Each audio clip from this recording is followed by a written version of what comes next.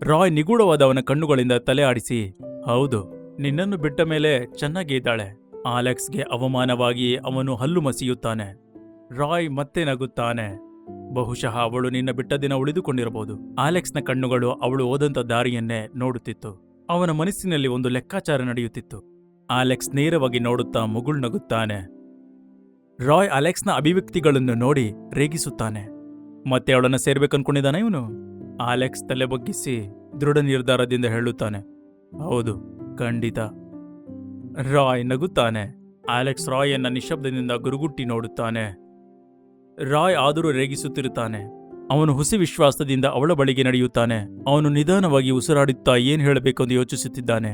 ಅವಳನ್ನು ನಿಲ್ಲಿಸಿ ನಗುತ್ತಾ ಕೇಳುತ್ತಾನೆ, ಏಯ್, ಒಂದ್ ನಿಮಿಷ ನಿನ್ನತ್ರ ಮಾತಾಡ್ಬೋದಾ? ಅವಳು ನಿಂತು ನಿಧಾನಗತಿಯಲ್ಲಿ ಅವಳನ್ನು ನೋಡುತ್ತಾಳೆ.